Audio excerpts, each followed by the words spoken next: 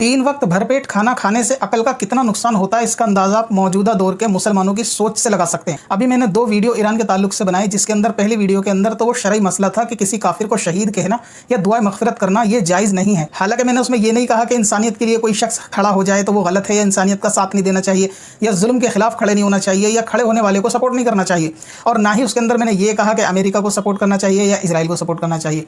यानी मसला वो शरई था कि काफिर के लिए दुआ मगफिरत कर सकते हैं या नहीं।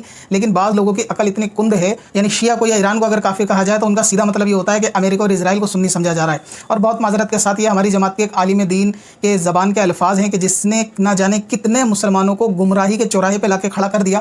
हालांकि उन्होंने ये नहीं कहा कि अकीदों में उसका सपोर्ट करना चाहिए, सिर्फ जंग के टाइम पे सपोर्ट की बात करी, और उस सपोर्ट का नतीजा ये निकला कि अब लोग उस भाईचारे में उसको मुसलमान साबित करने, उसके कुफ्र को छुपाने, कुफ्र के ऊपर पर्दा डालने पर आमादा हैं। और अगर कोई बताए कि वो शख्स काफिर है तो उस काफिर बताने से मुराद ये लेते हैं कि ये उनको सपोर्ट करने के अगेंस्ट में। सपोर्ट करना अलग चीज़ है, लेकिन सपोर्ट करने के साथ उसको मुसलमान बताना एक अलग चीज़ है। ये दोनों बातों में फ़र्क है। अगर हमारे हिंदुस्तान का एक मूजी जानवर अगर वो गाज़ा की मदद करने लगे तो क्या आप उस मूजी को भी मुसलमान मान लोगे? यानी ये अजीब लॉजिक है कि इंसानियत की गाज़ा के मुसलमानों के साथ कोई गैर मुस्लिम खड़ा है, उसके खड़ा होने से वो मुसलमान हो गया। लिहाजा शिया अपने अकायद की बिना पर काफिर हैं। उनके मरने के बाद दुआ मगफिरत नहीं की जा सकती, उनके लिए रहमत की दुआ नहीं की जा सकती, और कुफ्री अकीदे जानने के बाद उनको मुसलमान जानना भी कुफ्र है।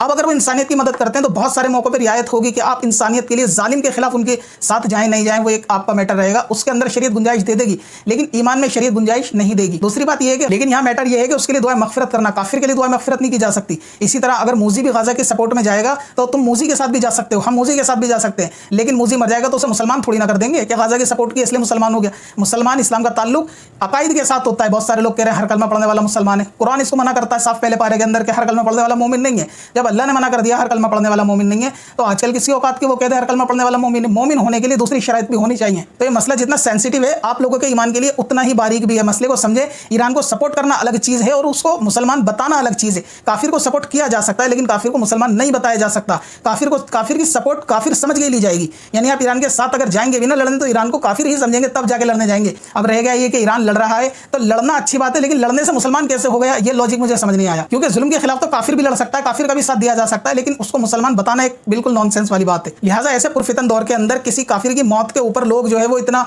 गमज़दा हो रहे हैं कि उसके लिए मगफिरत की दुआ कर रहे हैं, तो ऐसे में मुसलमानों के ईमान का खतरा है। जाहिर सी बात है मसला इसी वक्त में बताया जाएगा। बहुत सारे लोग कह रहे हैं बाद में बताते। मैं ऐसे जाहिलों से पूछूंगा कि रोजे के मसले बकरा ईद में जाके पूछते हो क्या? रोजे के मसले रमजान में हल होंगे जब अभी कोई काफिर मरेगा और लोग कंफ्यूज होंगे, कुछ लोग दुआ करेंगे, कुछ लोग दुआ से मना करेंगे। तो ऐसे में जिसको मसला मालूम है हर वो शख्स सोशल मीडिया पे उसको बयान करेगा और बताएगा कि क्या सही है क्या नहीं।